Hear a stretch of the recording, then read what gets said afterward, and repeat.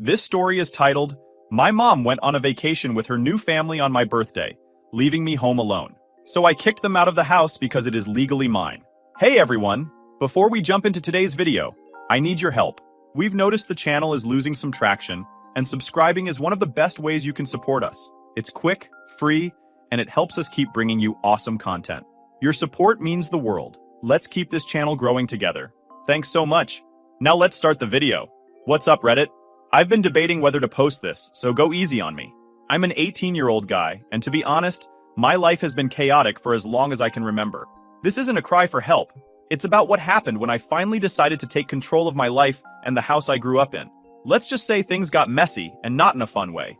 Here's some background. My dad passed away when I was 10. Sucked, obviously.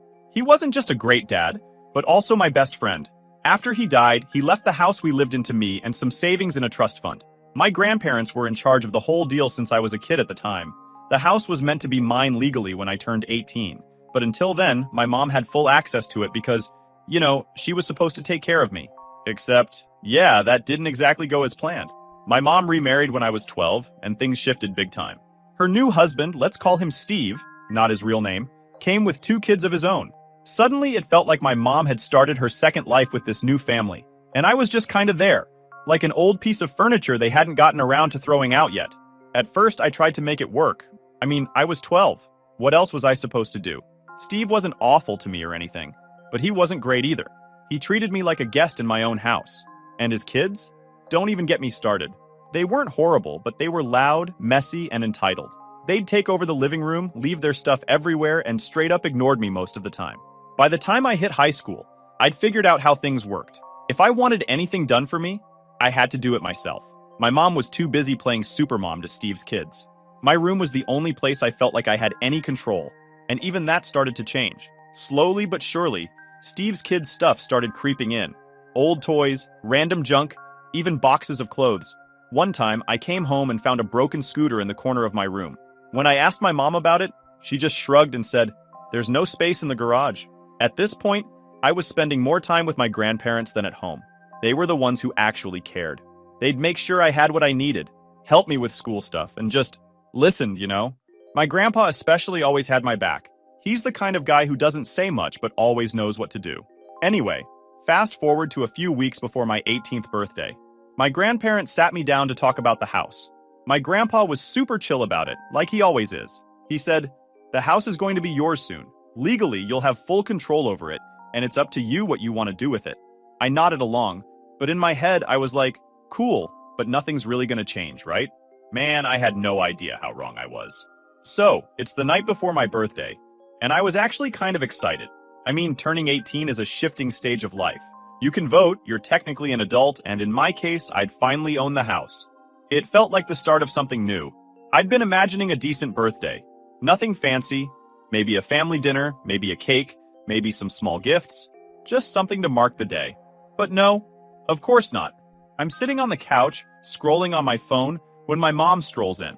She's holding a travel bag and has that casual, distracted look she always gets when she's not paying attention to. "Oh, by the way," she says, as if she's reminding me to take out the trash. "We're leaving tomorrow for a vacation. Just me, Steve, and the kids. You don't mind staying here alone, right?" I blinked at her. I honestly thought I misheard her at first. "Wait, you're leaving? Tomorrow? That's my birthday." She barely looked up. "Yeah, I know, but we've had this trip planned for months. You'll be fine. You're old enough to handle yourself. Order some pizza or something." Order some pizza or something? That was her big plan for my 18th birthday? No party, no dinner, no acknowledgement that the day even mattered? I felt this heat rise in my chest. Like, I wanted to yell, "Are you serious right now?" But I didn't. What would have been the point? So I just sat there, staring at her while she walked away, completely unfazed. The next morning, I woke up to the sound of suitcases being rolled across the hallway. I got up, still half asleep, and walked into the kitchen. There they were, my mom, Steve, and the kids, all dressed up in their vacation clothes, looking like the picture-perfect family. My mom glanced at me as she poured herself a cup of coffee. "Oh, good, you're up. Don't forget to lock the door when we leave." I leaned against the counter, watching as they laughed and joked, completely ignoring me. "So, you're really just leaving?" I asked. I felt like I was holding back a tidal wave. Steve looked up from his phone and said, Come on, man. You're 18. You don't need a babysitter. Besides, this trip's been on the calendar for weeks. I just stood there, gripping the counter so hard. My mom didn't even look at me when she said, "We'll be back in a week. There's food in the fridge." And then they simply left. I stood in the doorway and watched as they piled into the car, laughing and talking like they were headed to Disneyland or something. Nobody looked back.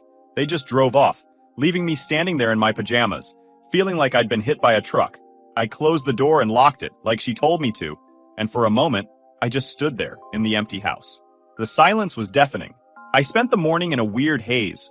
I didn't know whether to be angry or sad or just numb.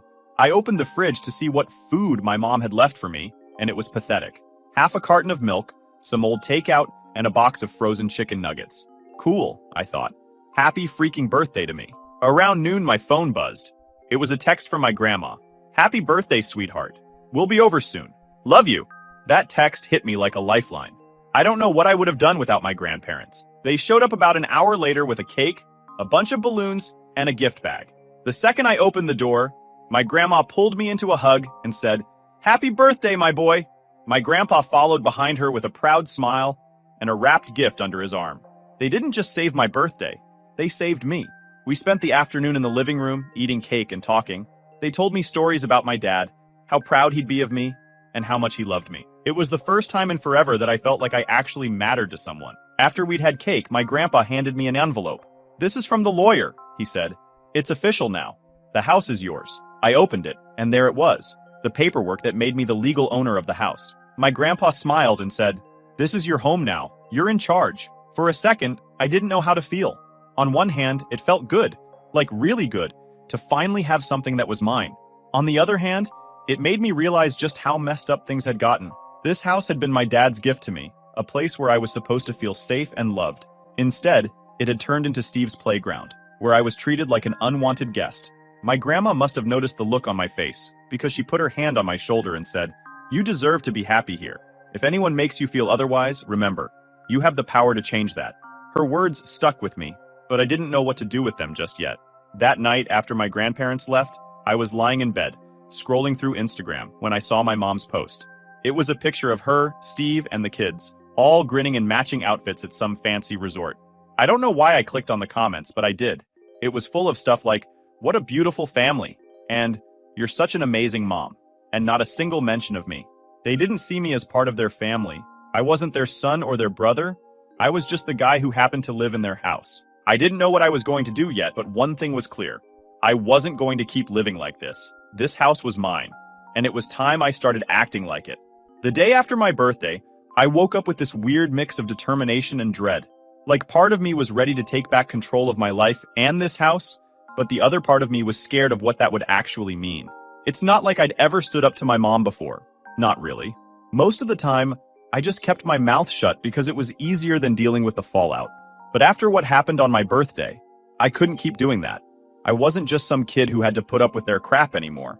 So I decided to take a hard look at the state of things. Let me tell you, this house was a disaster.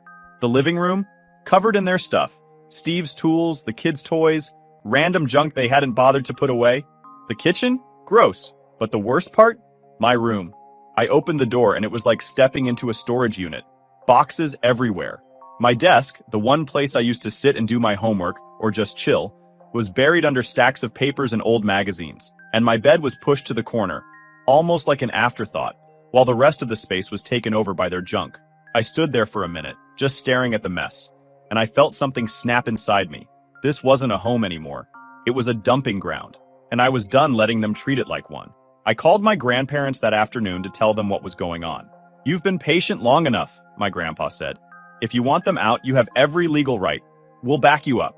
Hearing him say that gave me a boost of confidence. I mean, I'd always known the house was legally mine, but having my grandpa, the guy who's always been the backbone of our family, say it out loud made it feel real.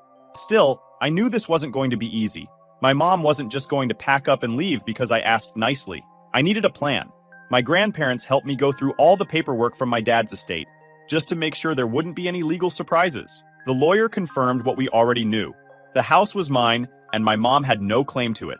If I wanted to, I could issue a formal eviction notice and make them leave. But even with all that on my side, the thought of confronting her made me anxious. "You're doing the right thing," my grandma said. You deserve to live in a place where you feel respected and cared for. Don't let anyone take that away from you, not even your mother. Over the next few days, I started preparing for what I knew was going to be a battle. I cleaned up as much of the house as I could, partly because I needed something to focus on, and partly because I wanted to remind myself that this was my space. I packed up all the junk they'd left in my room and stacked it in the hallway. I cleared off my desk, rearranged my bed, and put up a couple of photos of my dad that I'd found in an old box. It felt good, like I was reclaiming a little piece of what had been taken from me. But as much as I tried to focus on the positives, I couldn't shake the anxiety. What if my mom refused to leave? What if Steve got involved and made things even worse? I'd seen how they ganged up on me before, turning every argument into some twisted blame game where I was always the bad guy. Still, I knew I couldn't back down.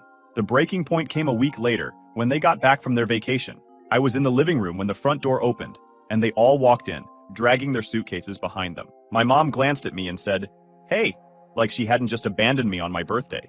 Steve was cracking some joke about how expensive the trip had been, and the kids were already arguing over who got to play on the TV first. I just sat there, watching them act like nothing had happened. They just didn't care. Not about me, not about the house, not about anything except themselves. That night, I finally decided I couldn't wait any longer. I walked into the kitchen, where my mom was scrolling on her phone. "We need to talk," I said. She looked up, barely interested. "What's up?" I tried to sound serious. "I want you and your family to move out." Her head snapped up, and for a second, she just stared at me like I'd grown a second head. "What are you talking about?" "This is my house now," I said, trying to keep my voice steady. "Legally, it belongs to me, and I'm done being treated like a guest in my own home. I want you to leave." She laughed, like I'd just told her the dumbest joke she'd ever heard. "You can't do anything. You're just a kid. You can't kick us out. This is our home."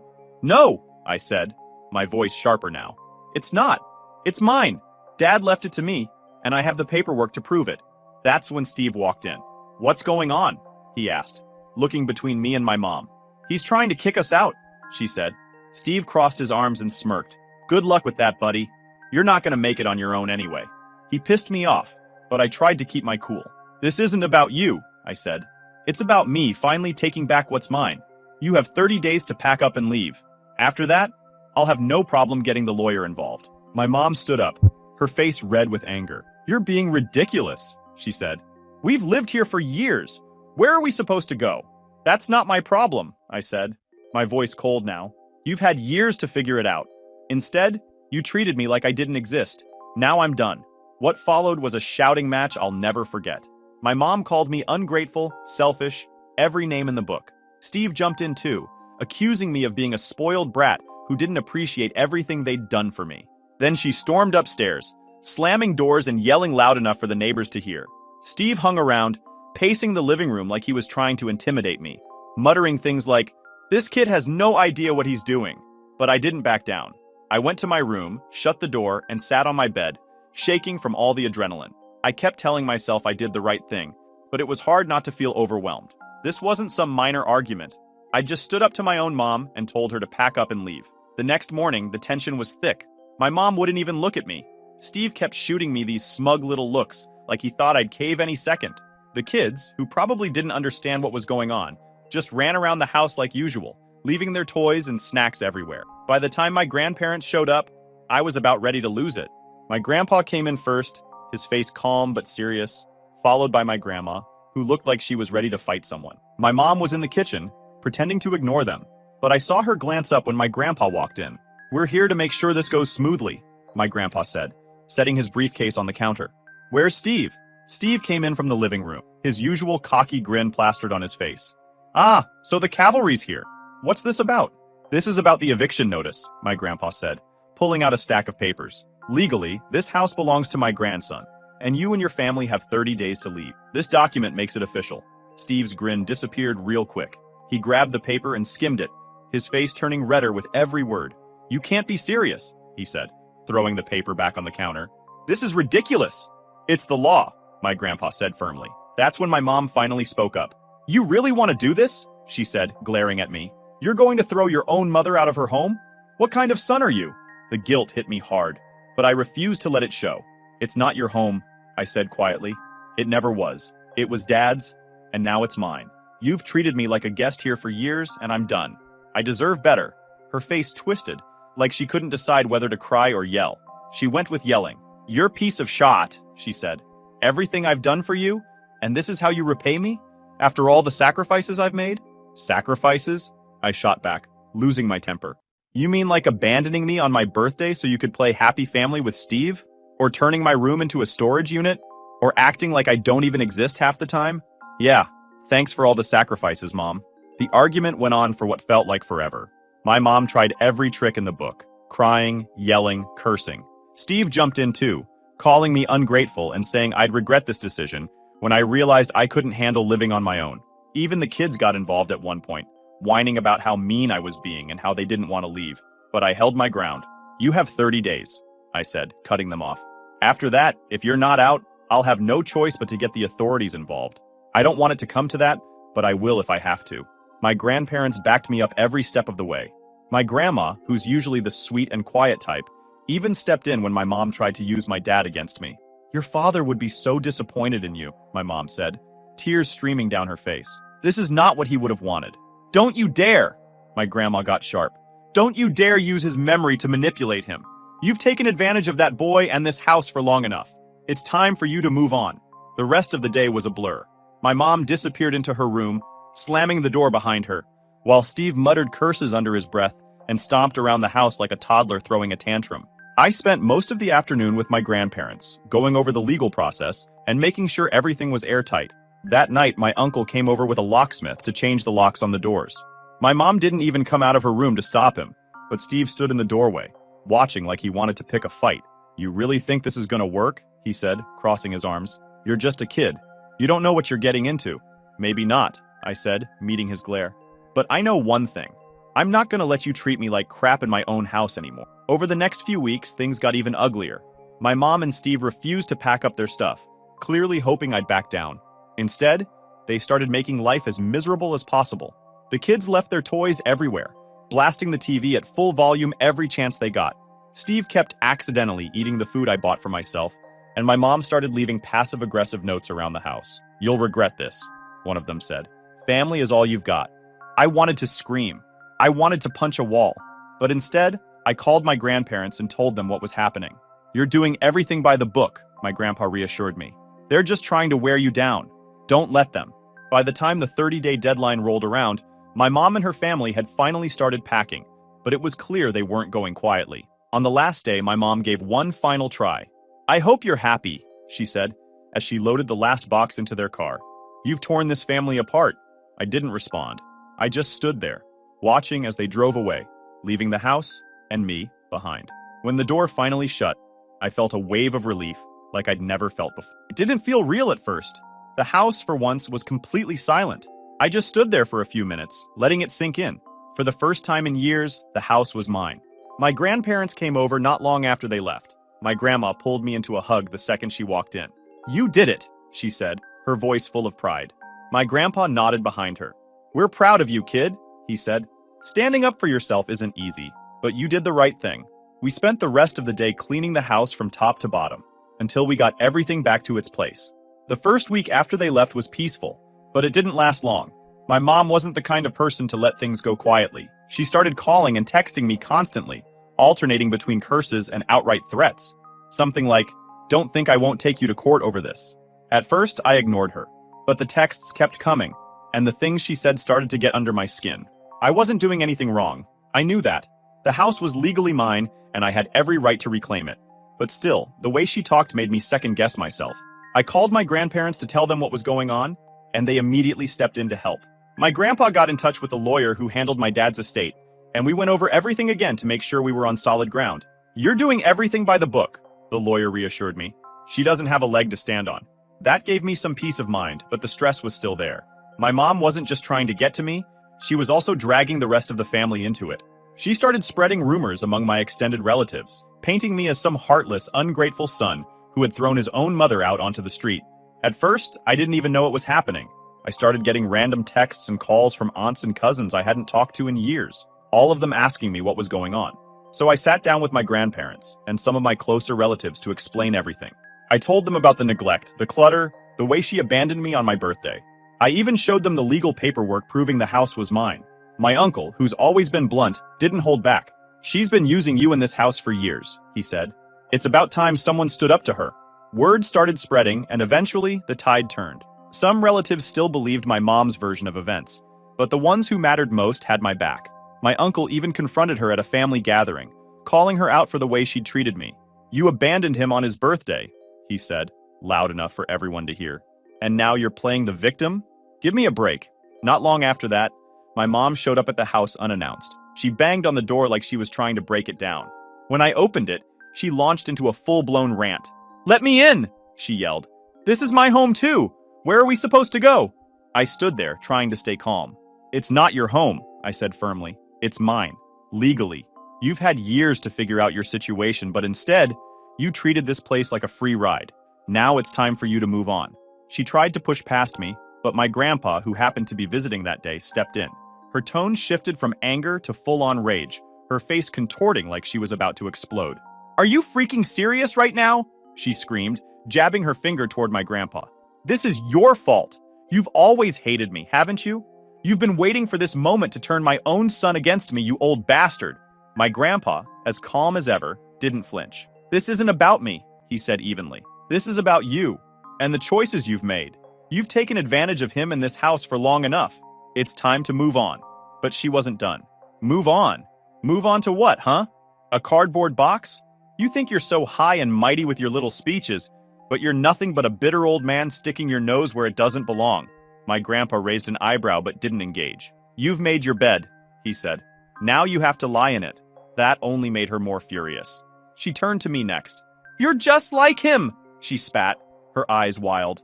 "A selfish, ungrateful little brat. I hope this all blows up in your face, and when it does, don't come crying to me, or to your precious grandpa." She stormed down the driveway, shouting over her shoulder. "And you!" she yelled at my grandpa, pointing at him. "You're a miserable old fool who ruined everything. I hope you're happy, you piece of crap." I stood there, my chest tight, watching her leave. It hurt more than I wanted to admit, hearing those words thrown at the one person who had always had my back. But as my grandpa put a reassuring hand on my shoulder, I reminded myself that I wasn't doing anything wrong. In the weeks that followed, things finally started to settle down. My grandparents and I spent more time together, cleaning, redecorating, and turning the house into a place I could truly call home. My uncles and aunts pitched in too, helping with repairs and offering advice on how to manage everything on my own. The house wasn't just a house anymore. It was my sanctuary, a place where I could build my future and honor my dad's memory. Every time I walked through the door, I felt this deep sense of pride and gratitude.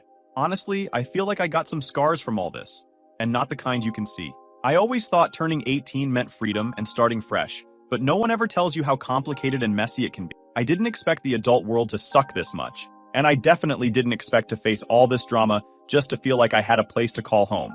It wasn't easy, like, not even close. There were so many moments where I wanted to throw in the towel and let them win, just because it would have been less exhausting. But now that I've come out the other side, I can say reclaiming my home and my life was the best decision I've ever made. It feels different now when I walk through the front door. This place doesn't feel like a battlefield anymore. It feels like mine. I've been doing a lot of thinking about what comes next. For one, I've been working on turning the house into a place I can actually enjoy. And honestly, I think I deserve to celebrate. After everything that happened, I want to mark this as the start of something better. I was thinking about throwing a proper birthday party, like the one I should have had in the first place. Nothing too wild, but something fun. Maybe invite some friends, cook a nice meal, and finally have a night that's all about good vibes and no drama. What do you guys think? Should I go for it? Thanks for reading, by the way.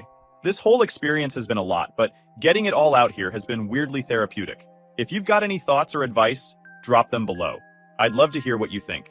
And seriously, thank you for sticking with me through this. It means a lot.